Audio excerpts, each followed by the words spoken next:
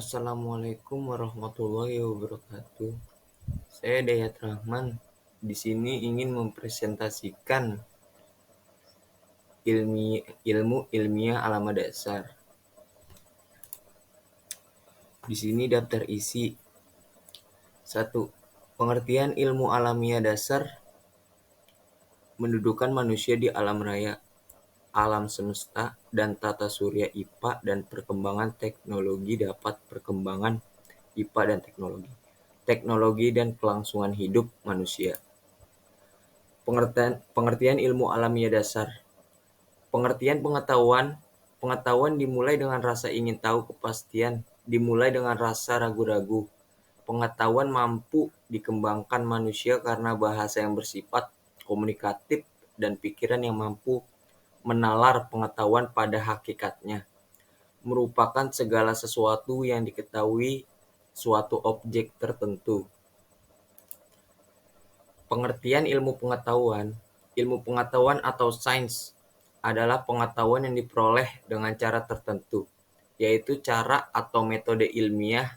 Jadi, dalam hal ini kata kunci yang amat penting adalah cara atau metode ilmiah. Jika ada suatu pengetahuan yang didapat dari cara-cara non-ilmiah, maka pengetahuan tersebut belum layak disebut sebagai ilmu pengetahuan. Batas ilmu alamiah dasar. Ilmu alamiah dasar dapat diartikan sebagai ilmu pengetahuan alam yang mengkaji tentang gejala-gejala dalam alam semesta sehingga terbentuklah konsep dan prinsip. Ilmu alamiah dasar hanya mengkaji konsep-konsep dan prinsip-prinsip dasar yang bersifat esensial. Batasan ilmu sosial dasar. Ilmu sosial dasar adalah seluruh usaha sadar untuk menyelidiki, menemukan, dan meningkatkan pemahaman manusia tentang masalah sosial, dan juga membicarakan hubungan timbal balik antara manusia dengan lingkungannya, khususnya kehidupan masyarakat Indonesia, dengan menggunakan pengertian-pengertian. Kedudukan manusia di alam raya. Manusia diberi kelebihan oleh Tuhan dibanding dengan makhluk yang lainnya. Kelebihan itu baik pada bentuk jasmani maupun pada struktur rohaninya. Struktur jasmani yang terdiri dari beberapa panca indera dapat berguna menerima pengetahuan dan menjadilah yang disebut pengetahuan piris. Alam semesta dan tata surya.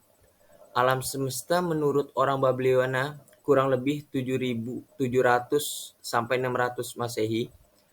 Alam semesta merupakan suatu ruangan atau selingkup dengan bumi yang datar sebagai lantainya, dan langit berserta bintang sebagai atapnya. Jadi, alam semesta atau jagat raya adalah suatu ruangan yang maha besar yang di dalamnya terdapat kehidupan yang biotik dan abiotik, serta di dalamnya terjadi segala peristiwa, akan baik yang dapat diungkapkan manusia maupun yang tidak. Tata surya. Tata surya adalah kumpulan benda langit yang terdiri atas sebuah bintang yang disebut matahari dan semua objek yang terikat oleh gaya gravitasinya.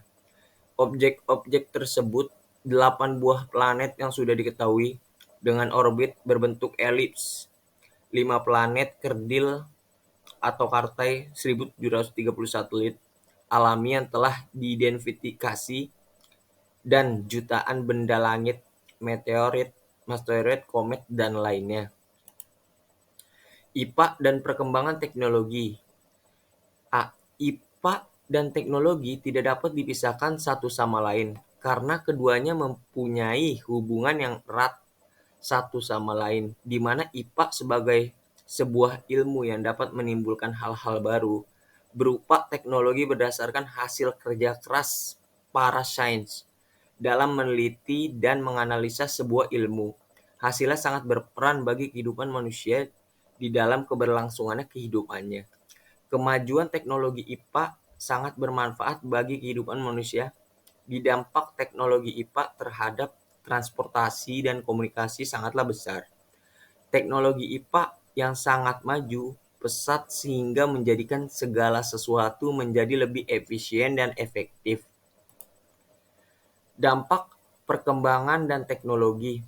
Ada beberapa dampak perkembangan IPA dan teknologi terjadi di kehidupan manusia. 1. Dampak IPA dan teknologi berhubungan dengan kebutuhan pokok. 2. Dampak terhadap pencapaian kemakmuran dan perdiaman kemudahan.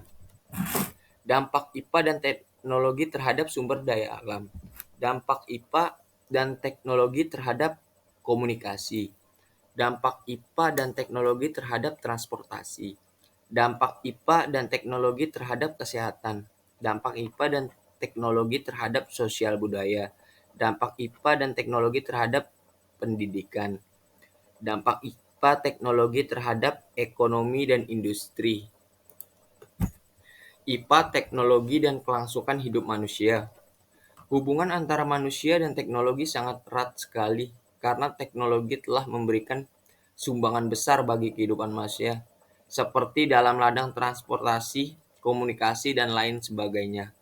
Pengurusan teknologi modern telah dapat mempercepat pembangunan, baik pembangunan dalam bidang ekonomi, kesehatan, transportasi, dan komunikasi, maupun kemakmuran masyarakat. Usaha mencari sumber daya energi konvensional dan konvensional. Sumber daya energi konvensional adalah sumber daya energi yang diambil atau berasal dari alam yang sering digunakan untuk memenuhi kebutuhan hidup manusia dengan menggunakan teknologi yang natural atau alami. Contoh sumber daya energi konvensional adalah batu bara, minyak bumi, gas alam, engine, dan sinar matahari.